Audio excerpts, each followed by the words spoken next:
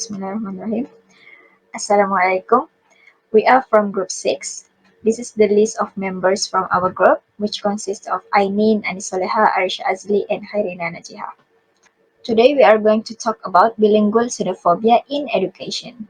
In today's presentation, we are going to cover introduction, factors, effects, suggestion for solution, and conclusion. Okay, so first of all, I'm going to explain the meaning of our topic today, which is bilingual xenophobia in education.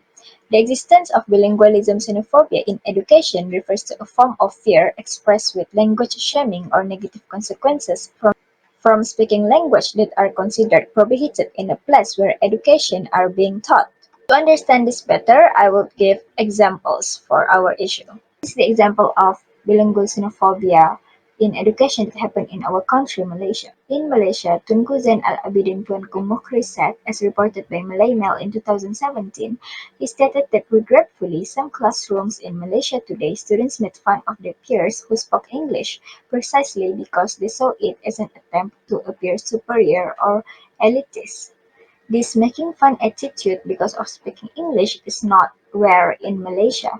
In Malaysia, this making fun attitude because of speaking English is called language shaming. Kata Malaysia in 2019 reported that language shaming in Malaysia occur when speaking English is often considered as proud or pretentious. Additionally, Dr. Sharifah Munirah is reported by Free Malaysia Today in 2020 stated that the Malays feel that teaching students in English will erode national identity and patriotism and make the students that Islamic more immoral and westernized. Next, I will give the examples of bilingual xenophobia in education that happened outside of Malaysia, that is in Arizona.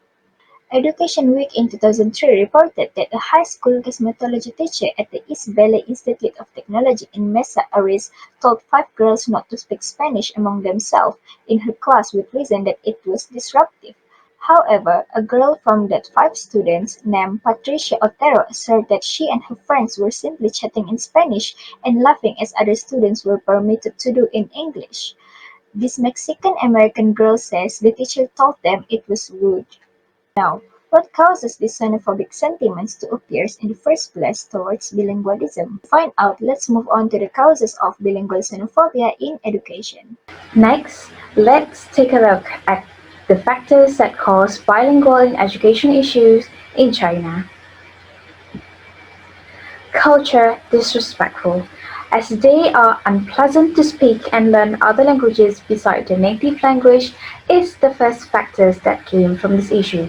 It is taken from the book Bilingual in China, Practices, Policies and Concepts, Chapter 10, Challenges and Prospects of Minority Bilingual Education in China by Heidi Kobe, 2007. The minority of Chinese normally had their own traditional education, which being taught in temple, and national education system that normally being taught in school.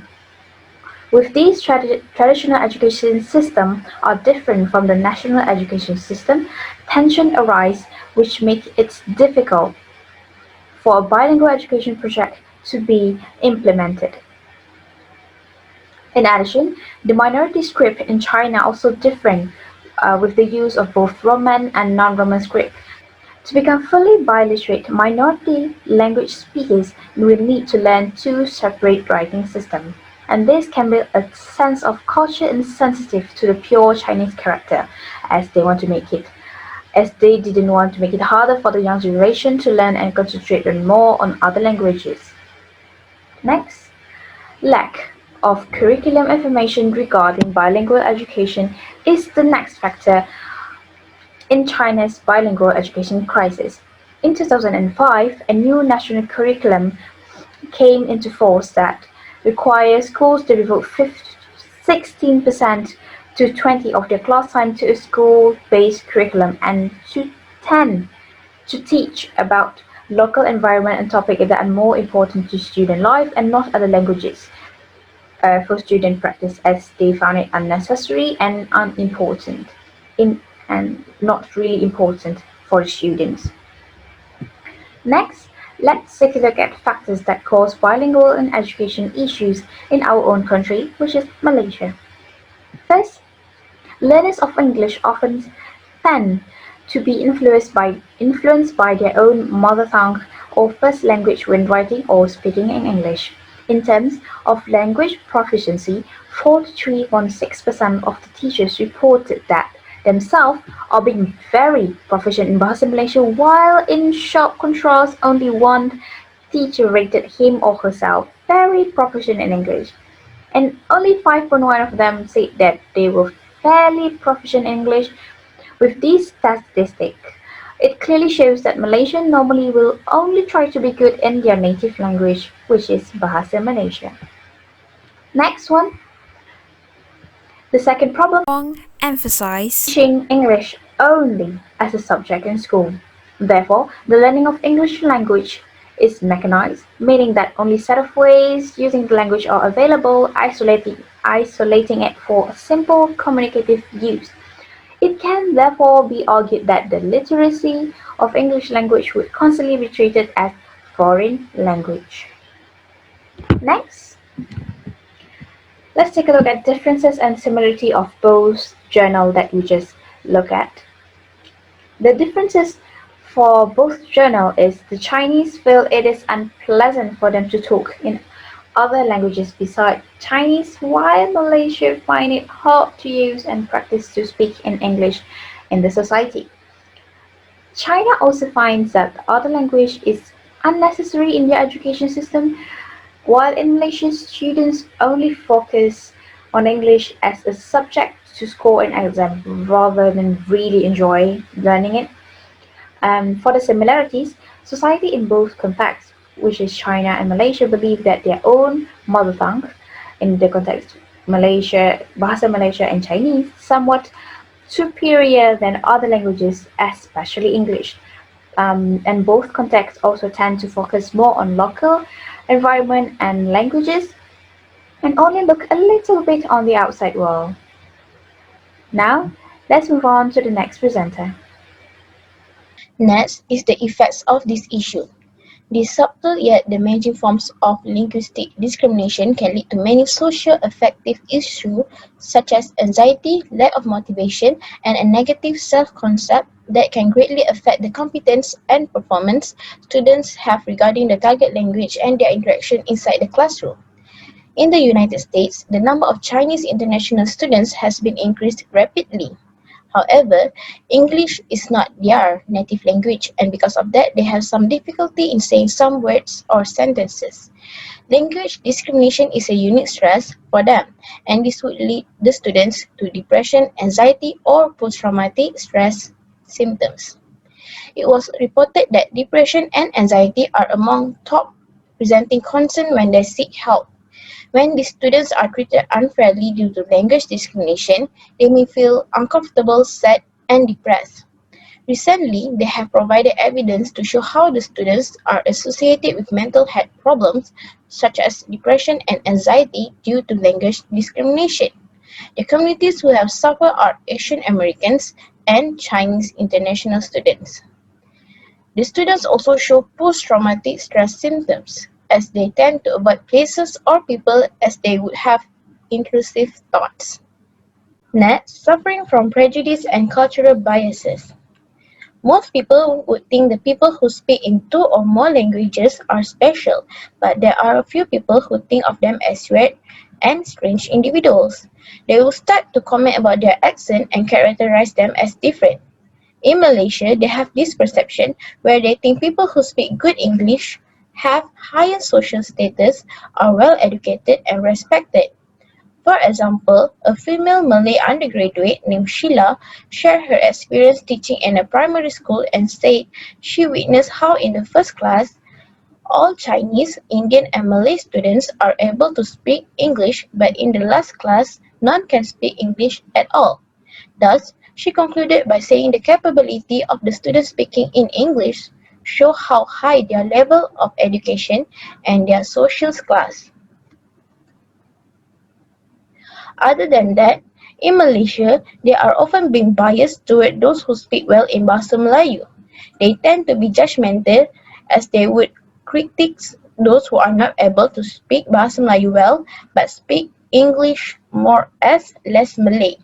They would not be friendly towards them and give the cold shoulder and labeling them as lupa diri and bukan Melayu, as if those people who speak English is an alien. For example, an Indian Malaysian named Dila feels that in a group where members of her ethnic community dominate, they would respect her more if she could speak her own language. Because she embraced another culture and not be able to speak her mother tongue properly, they treat her like an outcast. The differences between these are: in the US, the students are often being bullied for their accent, the way they pronounce the words. In this case, the Chinese international students may speak in their accent, as English is not their first language, and they would have problems saying the words in an American accent perfectly. In Malaysia, the students are being mocked for speaking in English and labeled as budak mat saleh. It is not a compliment, as they started to be biased and ignore those who are not fluent in Bahasa Melayu. However, the similarities are, in both US and Malaysia, this issue has affects the victims negatively. They are being the target of the judgmental person, and because of that, they suffer mental health problems such as anxiety. They are feeling anxious to speak in English. Students are able to show their full potential and are going to have poor communication skills and thus would affect their education performances. Bismillahirrahmanirrahim. Assalamualaikum warahmatullahi wabarakatuh. My name is Kairina Najiha binti Hisham. My matric number is 2015240 and I'm in charge of the part suggestion for solution for bilingualism, xenophobia in education. So the first point is organized activity that will involve the usage of both languages in school. For example, is translanguaging in Malaysia. Translanguaging is the act performed by bilinguals of accessing different linguistic features or various modes of what are described as autonomous languages in order to maximize communicative potential of their Garsha. So what is it? For example, in Malaysia's preschools, teachers will use English and Malay language in the class to increase the understanding of the student and at the same time supports minority and majority language. Think ENGL1020. So in this example, the teachers in Malaysia will use both English and Malay language in the class to increase understanding of the students, but at the same time, this approach supports both of the languages without discriminating any of them. So another example is composing ebooks in US. In the US, the students at pre-kindergarten are asked to insert photographs into ebooks and then record their oral narration in their heritage language, aside of the usual language that they use, because most students are mostly bilingual or multilingual. In this approach, most students at pre-kindergarten in the US have background of being bilingual or multilingual. Some of them does speak Farsi and some of them does speak Spanish at home with company with English. So the teachers ask them to um, compose their own narration in their heritage language aside of the usual English language to show that their language is not inferior than English or English is superior than their language. It shows that both languages are equals. The next point is educate students about language equity and values. The example is translanguaging in the US. Translanguaging has been explained before in the first point during the translanguaging in Malaysia. So in the US, it's used the same approach. So in US, translanguaging is practiced to teach students about their language that portray their multifaceted bilingual identity and understand other students' identities as well. So the approach is the same like the translanguaging in Malaysia. It's just the little bit difference is the aim is to teach students about the equity and values of the languages, to show that every language is indeed the same and none is inferior or superior than the others, and for them to actually appreciate their identities and use their heritage language more often as they use English as well. So the last point is encourage students to speak and write more in both languages during class sessions. For example, the implementation of the OPS program, Oral Proficiency in English for secondary school in Malaysia. So the OPS program is implemented in Malaysia secondary school where the program provides opportunity for students to speak, write and do critical thinking in English. The students are also instructed to do presentations, pair work and group work to interact more with their classmates. Some students face anxiety to do so because of fear for negative evaluation and the learner's perception or attitude towards the language.